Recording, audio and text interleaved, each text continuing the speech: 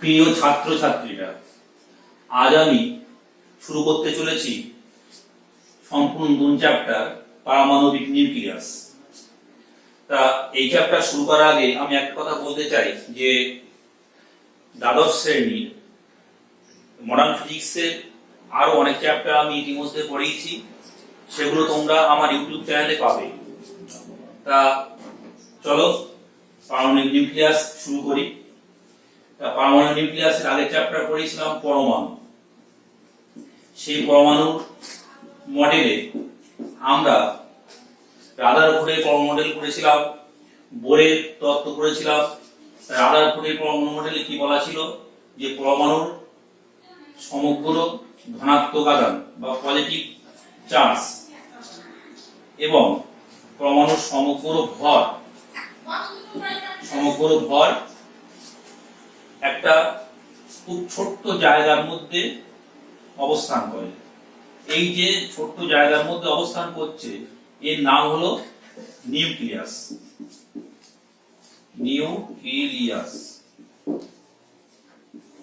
আর আমি নিউক্লিয়াসটা একটু বড় করে রাখছি। এই নিউক্লিয়াসের মধ্যে থাকে প্রোটন আর নিউট্রন। প্রোটন তোমরা জানো, প্রোটন হলো পজিটিভ আর নিউট্রন হলো নেগেটিভ। আর এই নিউক্লিয়াসকে কেন্দ্র করে ইলেকট্রনগুলো বিভিন্ন কক্ষপথে ঘুরে বেড়ায়। আমরা বোর তত্ত্ব থেকে পড়েছিলাম এই কক্ষপথগুলি এমন হবে যে কক্ষপথে ইলেকট্রন ঘুরলে ওর থেকে কোনো শক্তি নির্গত হবে না। ভর ও শক্তির তুল্যতা। ভর ও শক্তির তুল্যতা, এটা এই I equal to mc square, এই যে সূত্র আমরা পড়েছিলাম, বলা হচ্ছে যে ভর শক্তিতে কিংবা শক্তি ভরে রূপান্তরিত হতে পারে। এই জন্য যে বিশ্ববিখ্যাত বিজ্ঞানী আইনস্টাইনের ইকুয়াল টু এমসি স্কয়ার সূত্র, আমরা একটু মজা করে বলতাম Einstein equal to mistake concept square. যদিও এটা ভুল বলা ঠিক না, বলতে হবে ইকুয়াল টু এমসি স্কয়ার। এখানে এম হলো ভর, এই ভর এনার্জি তে রূপান্তরিত হচ্ছে, আর সি হচ্ছে আলোর বেগ। এখানে খেয়াল করো, আমরা দেখতে পাচ্ছি সি হচ্ছে আলোর বেগ, তার স্কয়ার, তাহলে মানটা এই সি স্কয়ার করলে মানটা অনেক বেড়ে যাবে। এই জন্য যদি এম এর মান ধরো আমি 1 গ্রাম নিলাম, তোমরা জানো যে 1 গ্রাম মানে কোনটুকুনি হবে, এই যে পেনের মাথায় এই যে ছোট্ট পার্ট, সেই তাও হবে কিনা সন্দেহ। 1 গ্রাম কিন্তু মাপাও কিন্তু খুব কষ্টকর। তুমি দোকানে গিয়ে যদি বলো যে 1 গ্রাম জিনিস দাও, কেউ তোমাকে দেবে না। তা এই 1 গ্রাম মাস বা 1 গ্রাম ভর থেকে আমরা কি পরিমাণ শক্তি পাই তার ক্যালকুলেশনটা একটু তোমরা দেখে নাও। ই সমান এম এর মান বসাচ্ছি কত, 1 গ্রাম। আর সি হচ্ছে আলোর গতিবেগ। আলোর গতিবেগ বিশ্বে সবচেয়ে বেশি, তাহলে আলোর গতিবেগের মান 3 × 10⁸ মিটার পার সেকেন্ড। সি দিয়েছে, তাহলে 10 সেমি পার সেকেন্ড। এটা স্কয়ার করে দিলে এখানে ইউনিটটাও দিয়ে দিলাম সেমি পার সেকেন্ড। তাহলে এটা ক্যালকুলেশন করো, 1 × 9 × 10⁻20 আর 9 × 10⁻20 আর হলো। একে একটু জুল বানাই, 9 × 10⁻20, 1 জুল সমান 10⁻7 আর 7 দিয়ে ভাগ করো, তাহলে জুল পাওয়া যাচ্ছে কত হলো, 9 × 10⁻13 জুল। দেখে নাও 9 এর পিঠে 13টা শূন্য, তাহলে 13টা শূন্য আমরা দেখেছি যে 7টা শূন্য হলে কিন্তু 1 কোটি হয়। তাহলে 13টা শূন্য মানে বুঝতে পারছো কত কোটি হবে, সে তো বোঝার অপেক্ষা রাখে না। তাহলে সামান্য 1 গ্রাম ভর থেকে আমি ব্যাপক পরিমাণ, বিপুল পরিমাণ আমি শক্তি পাচ্ছি, 9 × 10⁻13 joule.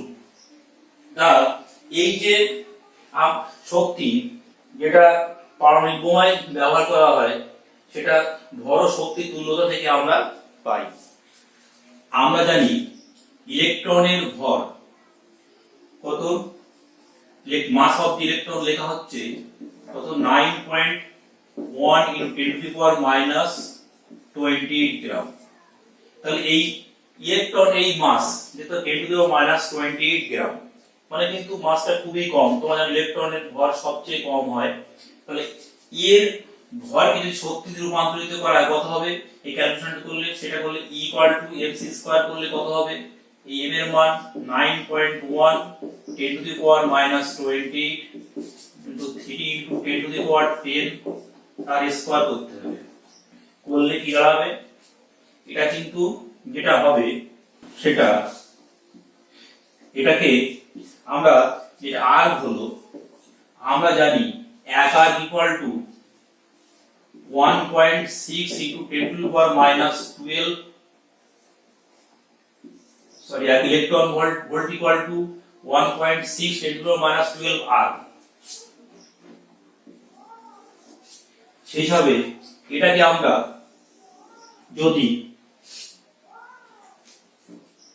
1.6 into 10 to the power -12 দিয়ে ভাগ করি তাহলে ইলেকট্রন ভোল্ট পেয়ে গেলাম, সেই ইলেকট্রন ভোল্ট কত দাঁড়াবে 0.511 into 10 to the power 6 electron volt, এটাকে 10 to the power 6 আছে তার আমরা লিখতে পারি 0.511 মেগা ইলেকট্রন ভোল্ট।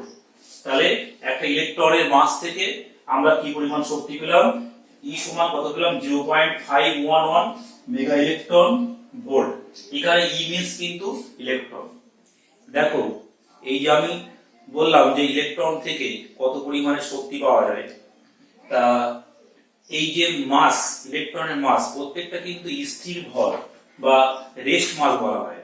এটা কোথা থেকে আসছে একটু বলে দিই, একটা এক্সপ্রেশন আছে লেখা হয় m equal to m0 by root over of 1 minus v square by c square.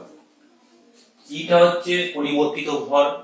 তোমরা ছোটবেলা থেকে পড়ে আসছো যে বস্তুর ভর অপরিবর্তনীয় মানে পরিবর্তনশীল হয় না, কিন্তু সেটা কোন মাস, এই স্থির ভর। কিন্তু আমরা এখন পড়বো যে এটা আইনস্টাইন আপেক্ষিক তত্ত্ব বা স্পেশাল থিওরি অফ রিলেটিভিটি থেকে আমরা পেয়েছি যে বস্তুর বেগ পরিবর্তনের সঙ্গে সঙ্গে কিন্তু ভরও কিন্তু পরিবর্তিত হয়। সেই হিসাবে এক্সপ্রেশনটা হচ্ছে m equal to m0 by root over of 1 minus v square by c square. v হচ্ছে বস্তুর বেগ, c হচ্ছে আলোর বেগ। তা এখানে খেয়াল করো যে m এটা হলো পরিবর্তিত ভর, m0 হচ্ছে স্থির ভর। তা দেখো যদি v যদি বাড়ে, আমি একটা দেখাচ্ছি যে বস্তুর বেগের সঙ্গে এই বস্তুর ভর কিভাবে পরিবর্তিত হয়। এটা কিন্তু ধ্রুবক, বস্তু যখন স্থির থাকবে, এখানে খেয়াল করো v সমান আমরা দেখাচ্ছি v সমান যদি শূন্য হয় তাহলে কি হচ্ছে m equal to m0 by root over 1 minus 0 square by c square, that means কত m0। বস্তু যখন স্থির তখন ভর হচ্ছে m0, এটাই স্থির ভর। কিন্তু v যদি বাড়ে তাহলে কি, v বাড়লে কি হচ্ছে, v বাড়ার সঙ্গে সঙ্গে বৃদ্ধি পাওয়ার সঙ্গে সঙ্গে এই টার্মটা বেড়ে যাচ্ছে, তাহলে 1 থেকে বেশি পরিমাণে বিয়োগ হচ্ছে, তলায় কিন্তু তার মানে কমে যাচ্ছে, মানে এই যে তলায় কমে যাচ্ছে, কমে গেলে কি হবে, কমে গেলে me কিন্তু বেড়ে যাবে। তাই বলা হয় বস্তুর বেগ বৃদ্ধির সঙ্গে সঙ্গে ভর কিন্তু বৃদ্ধি পায়। যদি বস্তুর বেগ আলোর বেগের খুব কাছাকাছি হয় তাহলে কিন্তু ভর কিন্তু অস্বাভাবিকভাবে বেড়ে যাবে। তাহলে আমরা ছোটবেলা থেকে যেটা জানতাম যে বস্তুর ভর স্থির, সেটা কোন ভর, এটা হলো স্থির ভর হচ্ছে, এটা হচ্ছে সেই ভরটা হচ্ছে মানে ধ্রুবক, মানে কোনো পরিবর্তন হয় না। কিন্তু বস্তুর বেগ বৃদ্ধি পেলে ভর কিন্তু বৃদ্ধি পায়। দেখো নিউক্লিয়াসের উপাদান, নিউক্লিয়াসের উপাদান প্রথমেই বলেছিলাম যে নিউক্লিয়াসে থাকে প্রোটন আর নিউট্রন। তা প্রোটন হচ্ছে ধনাত্মক বা পজিটিভ, নিউট্রন হলো নিস্তড়িক। তা এই যে প্রোটনের মাস কত, mp লেখা হচ্ছে m suffix p, mp equal to 1.6725 into 10 to the power -24 gram. তাহলে এই যে একটা প্রোটন থেকে আমরা কি পরিমাণ এনার্জি পাবো, এটা যদি তাহলে লেখা হয় mp মানে একটি mp এর জন্য মাস অফ দা প্রোটনের জন্য তুল্য শক্তি কত হবে একই সূত্র ইকুয়াল টু এমসি স্কয়ার অনুসারে তোমরা ক্যালকুলেশনটা করবে। দেখো এই যে এম এর মানটা বসাবে 1.6725 10 to the power -24 gram, C মান বসাবে 3 টু 10 টু দি পাওয়ার 10 সেমি পার সেকেন্ড, বসি কত পাওয়া যাবে 938.8 মেগা ইলেকট্রন ভোল্ট। এই ক্যালকুলেশনগুলো করবে একই রকম ভাবে, ইলেকট্রন যেমন ভাবে করে দিলাম ঠিক সেম। আবার নিউটনের মাস কত 1.675 into 10 to the power -24 গ্রাম। একটু খেয়াল করো তাহলে mass of the proton, mass of the neutron, তাহলে কার মাসটা বেশি মনে হচ্ছে? দেখো এটা 1.67, এখানে 2 আছে, এখানে 1.6, এখানে 5 আছে, তাহলে অবভিয়াসলি এটা থেকে বোঝা যাচ্ছে যে নিউটনের মাস কিন্তু বেশি হয়। সেই হিসাবে এই একটা নিউটনের জন্য তুল্য শক্তি কত হবে? একই নিয়মে তোমরা পাবে, তাহলে 939.6 মেগা ইলেকট্রন ভোল্ট।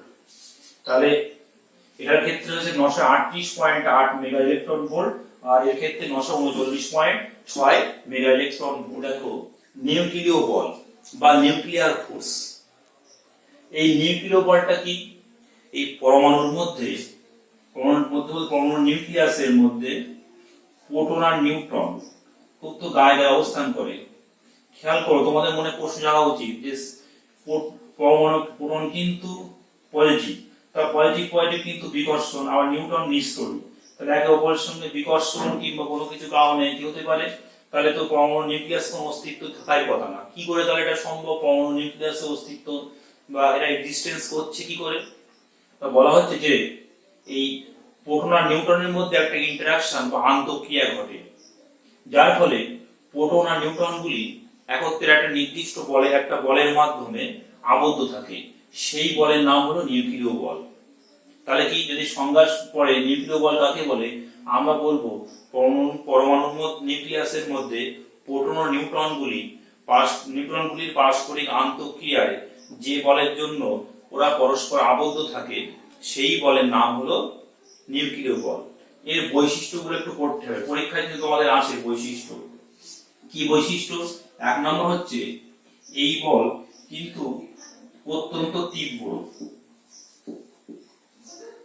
মানে তীব্রতা কিন্তু খুব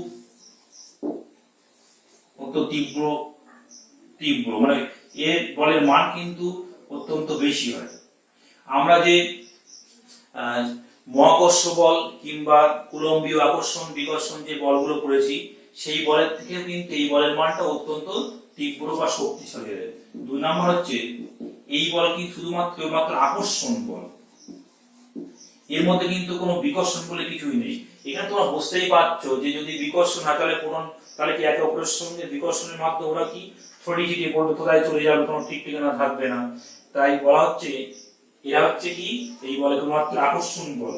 আর 3 নম্বর হচ্ছে এই বল কিন্তু আধান নিরপেক্ষ, মানে প্রোটনের যে আধান আছে পজিটিভ আধান তার উপরে কিন্তু ডিপেন্ড করে না। 4 নম্বর এটা কিন্তু খুব শর্ট রেঞ্জ ফোর্স, মানে খুব অল্প বা স্বল্প পাল্লার মধ্যে কিন্তু এই বলটা কাজ করে। 10 to the power -12 semi distance, মানে 1 সেন্টিমিটারকে 1 এপিটে 12টা শূন্য দিয়ে ভাগ করতে হবে। তাহলে কত ক্ষুদ্র সেমি, তোমার 1 সেমি এইটুকুনি হবে। সেই 1 সেমিটাকে 1 এপিটে 12টা শূন্য দিয়ে ভাগ করতে হবে। ভাগ করার পরে যে সেমি হবে সেই ছোট্ট সেমির মধ্যে এই বলটা কাজ করতে পারে। তাহলে নিউক্লিয় বলের বৈশিষ্ট্যগুলো আমরা কি করলাম?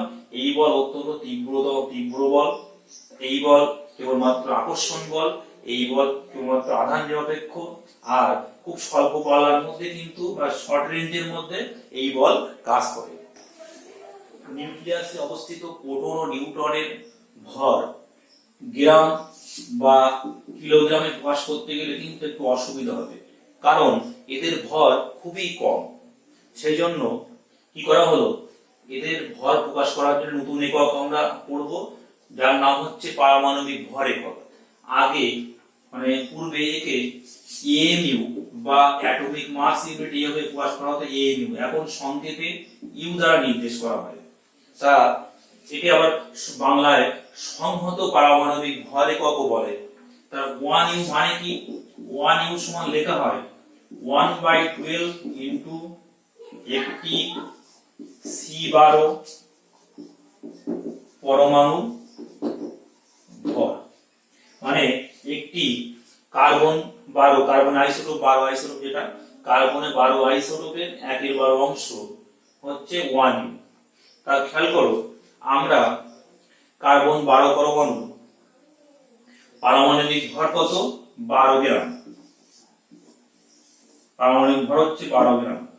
1 গ্রাম পরমাণু কত হচ্ছে 12 গ্রাম। 1 গ্রাম পরমাণুর মধ্যে অ্যাভোগাড্রো নাম্বার সংখ্যক মানে 6.023 10 টু দি পাওয়ার 23 সংখ্যক পরমাণু আছে।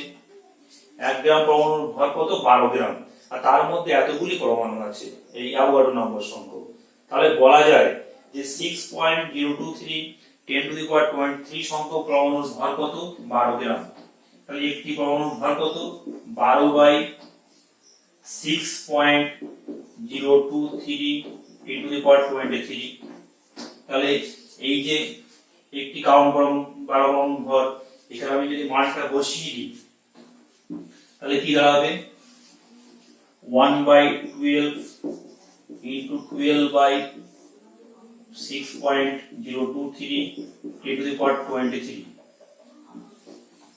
এটা একটু ক্যালকুলেশন করবে, করে শেষ পর্যন্ত কি দাঁড়াবে, এটা দাঁড়াবে 1.66 into 10 to the power -24 gram. 1.66 10 to the power -24 gram, বা এটা কেজিতে বানালে কত হবে, 1.66 10 টু দি পাওয়ার -27 কেজি। তাই লেখা হয় 1u equal to 1.66 10 to the power -24 gram, বা 1.66 10 to the power -27 KG. 1u এর জন্য তুল্য শক্তি কত হবে সেটা আমরা mc স্কয়ার সূত্র অনুসারে, এই যে দেখেন u এর মান কত, 1.66 10 to the power -24 গ্রাম, যদি u এর মান এটা বসানো 1.66 10 to the power -24 আর c square 3 10 to the power 10 তার স্কয়ার করলে কত হবে, এটাকে মেগা ইলেকট্রন ভোল্ট মানে মশাই 31.2 মেগা ইলেকট্রন ভোল্ট হবে। এটা তোমরা মনে রাখবে যে 1u এর জন্য তুল্য শক্তি 931.2 মেগা ইলেকট্রন ভোল্ট। নেক্সট হচ্ছে নিউক্লিয় ভর। আমরা বারবার নিউক্লিয়াস নিয়ে আলোচনা করছি। এই নিউক্লিয় ভর বা নিউক্লিয় মাসটা কি হবে, তোমরা নিশ্চয়ই বুঝতে পারছো যে নিউক্লিয়াসে আছে প্রোটন আর নিউট্রন, আর বাইরে কক্ষে আছে ইলেকট্রন। ইলেকট্রনের মাস তো অনেক কম, সেই হিসাবে নিউক্লিয় ভর সমান কি লেখা যাবে, পরমাণুর ভর মাইনাস ইলেকট্রনের ভর। মানে পরমাণুর ভর থেকে ইলেকট্রনের ভর বিয়োগ করলে ভর সংখ্যা, আইসোটোপ, আইসোটন, আইসোবার, এগুলো সম্পর্কে তোমরা ক্লাস 8 থেকে পড়ে আসছো, বিস্তারিত এর সম্পর্কে আর যাব না। দেখো পরমাণু ক্রমাঙ্ক মানে নিশ্চয়ই জানো যে কোন পরমাণুর নিউক্লিয়াসে যে কটি প্রোটন থাকে, ভর সংখ্যা হচ্ছে প্রোটন সংখ্যা নিউট্রন সংখ্যার যোগফল। আর আইসোটোপ, এই যে প মানে প্রোটন, প্রোটন আমরা এভাবে মনে রাখতাম।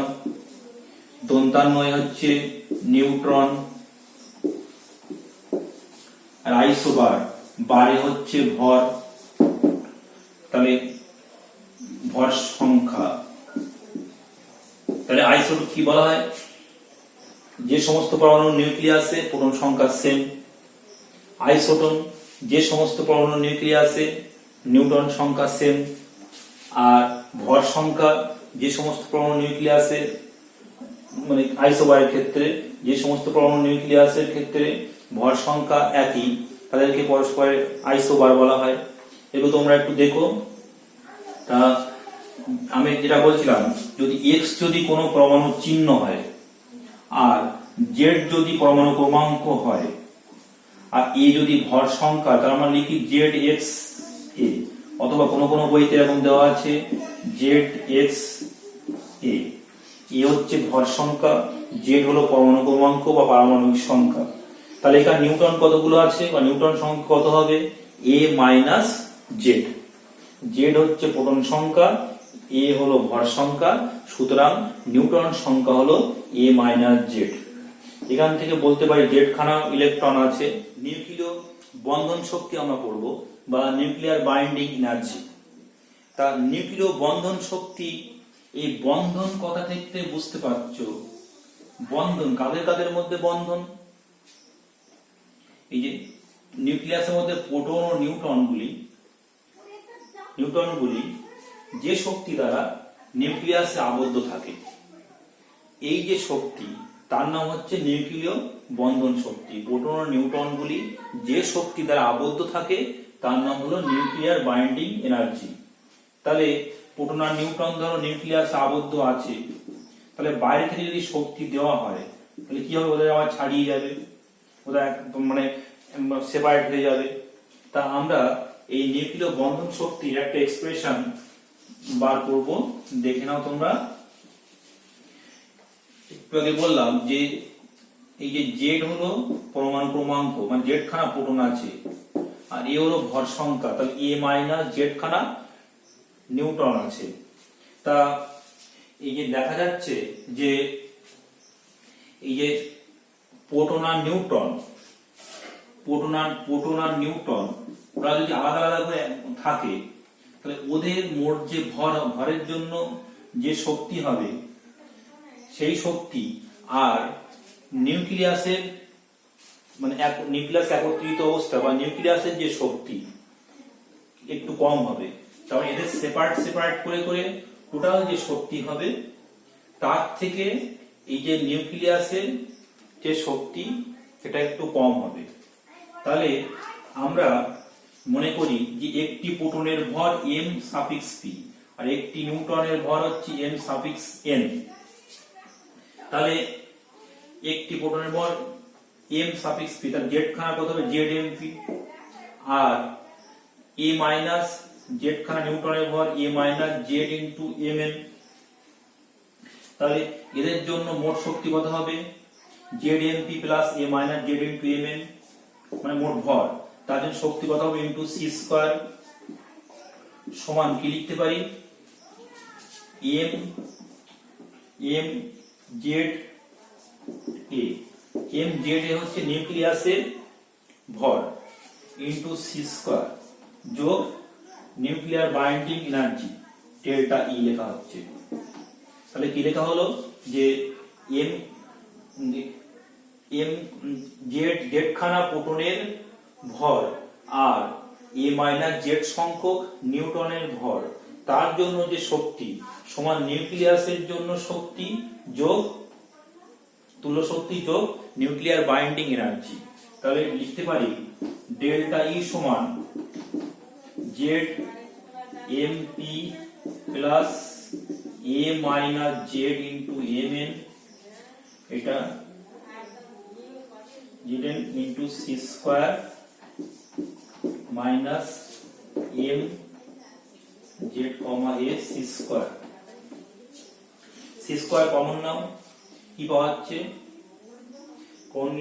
Z M P plus A minus Z into M N minus M Z A third bracket into C square গুণ সমান এটাকে লেখা হচ্ছে delta M into C square.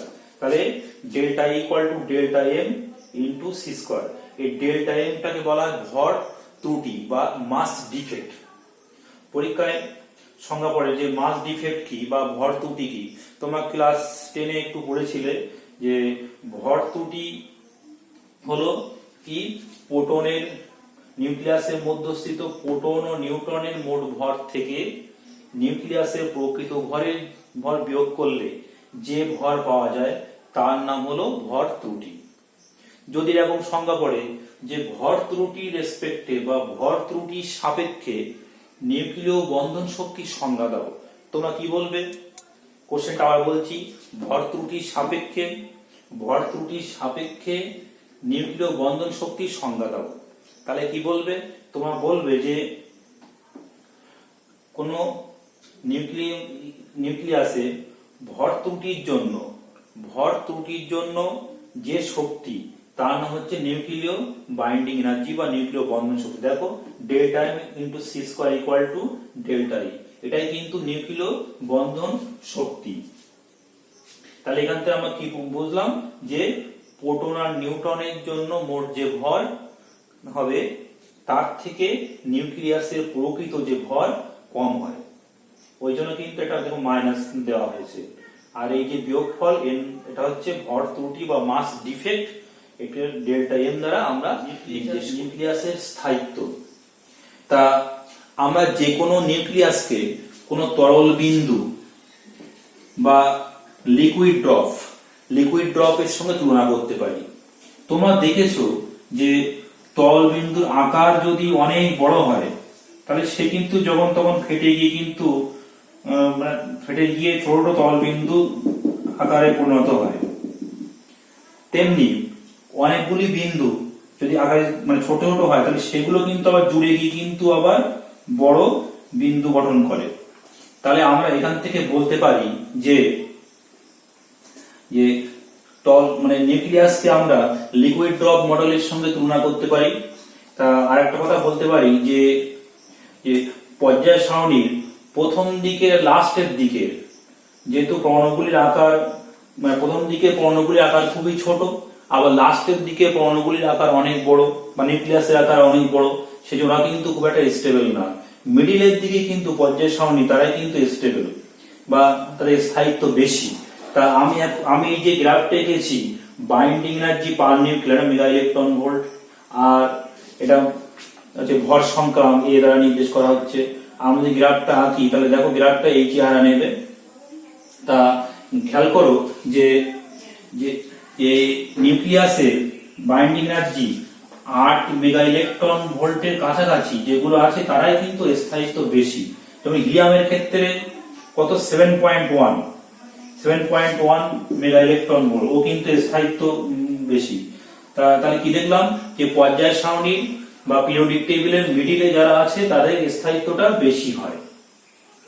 এটাই কিন্তু নিউক্লিয়াসের স্থায়িত্ব। তোমাদের এখান থেকে কোশ্চেন পড়ে যে নিউক্লিয়াসের স্থায়িত্ব কিসের উপর ডিপেন্ড করে, আর এই যে নিউক্লিয়াসের স্থায়িত্বের জন্য বাইন্ডিং এনার্জি পার নিউক্লিয়ার ভার্সেস এ বা ভর সংখ্যার একটা গ্রাফ অঙ্কন করো এবং সেই গ্রাফ থেকে নিউক্লিয়াসের স্থায়িত্ব ব্যাখ্যা করো।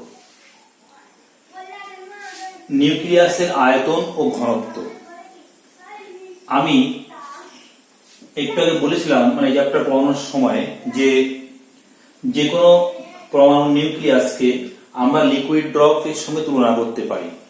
তা লিকুইড ড্রপ বা তরল বিন্দুর ক্ষেত্রে ডেনসিটি সাধারণত ধ্রুবক হয়, ডেনসিটি বা ঘনত্ব সমান কনস্ট্যান্ট।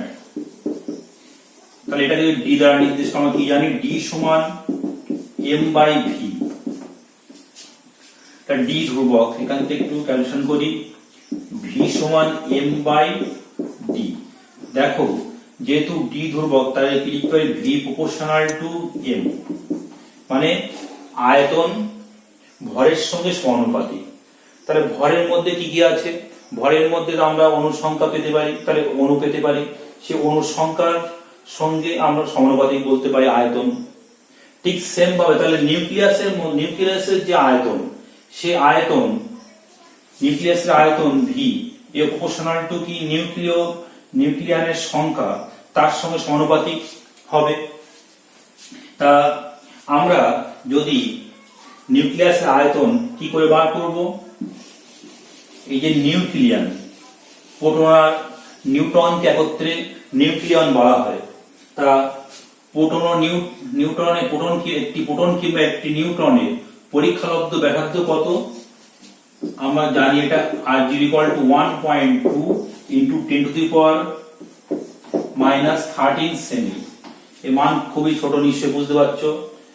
যে কোনো একটি প্রোটন বা নিউট্রনের পরীক্ষালব্ধ ব্যাসার্ধ 1.2 × 10⁻⁻13 সেন্টিমিটার। আর একটি নিউক্লিয়ানের আয়তন তাহলে কত হবে, ভি ড্যাশ যদি লেখা হয়, V dash = 4/3 pi r0 cube. তাহলে কেন একটা লিকুইড ড্রপ গোলকের মতো, গোলকের আয়তন কত হয় 4/3 পাই আর কিউ, সেই হিসাবে ভি ড্যাশ ইকুয়াল টু লেখা হচ্ছে একটি নিউক্লিয়নের আয়তন 4/3 পাই r0 কিউ।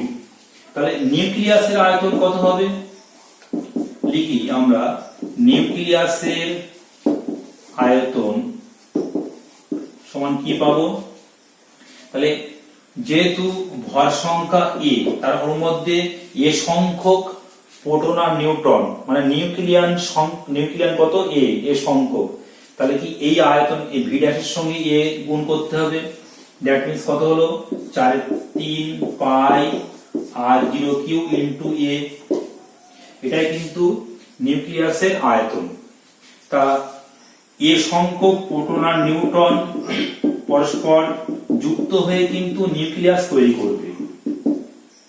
তা যদি আমরা নিউক্লিয়াসের ব্যাসার্ধ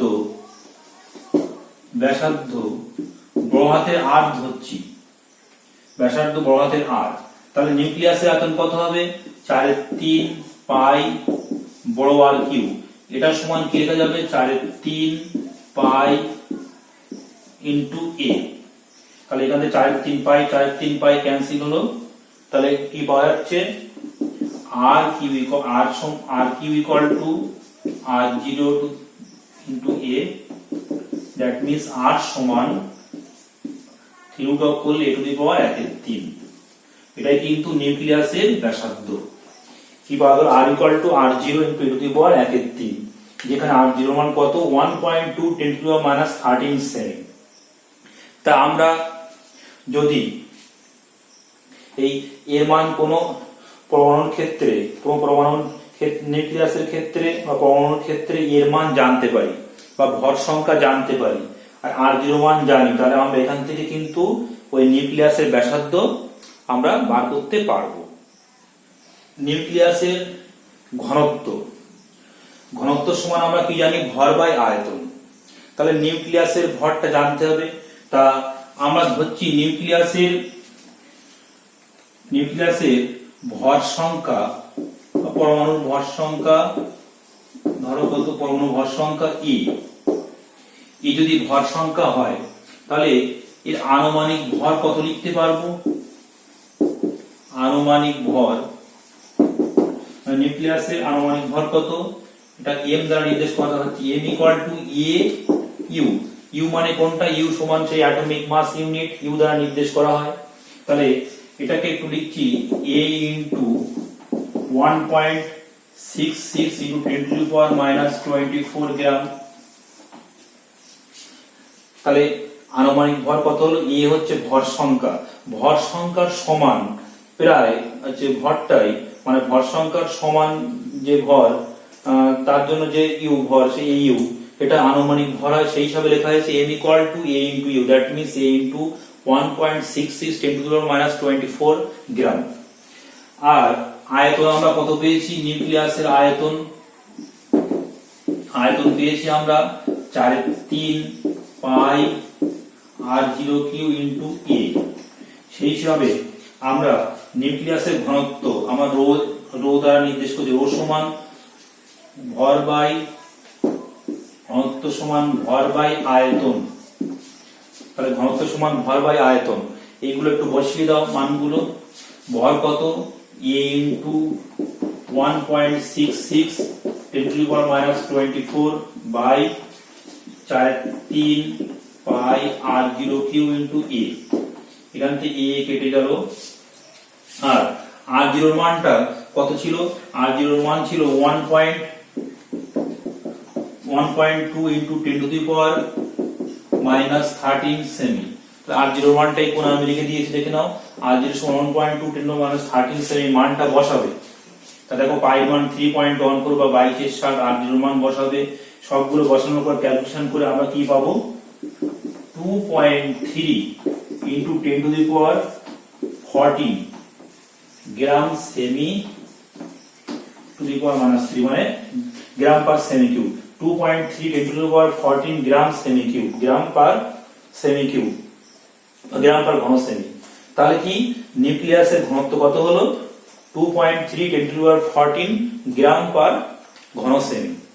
তাহলে এই যে লেখা এই যে ঘনত্বটা বাড়া হলো, এখান থেকে তোমরা কি বুঝতে পারছো? দেখো একটা অ্যাবসার্ড বা একটা অসঙ্গতি মনে হচ্ছে না? এত ঘনত্ব বেশি, তার নিউক্লিয়াসের ঘনত্ব এত বেশি। এখান থেকে আমরা কি প্রমাণ করতে পারি? এখান থেকে আমরা প্রমাণ করতে পারি যে নিউক্লিয়াসের ছোট্ট জায়গার মধ্যে প্রোটন নিউট্রন গুলি খুব ঠাসাঠাসি ভাবে বা ঘন সন্নিবিষ্ট ভাবে অবস্থান করে।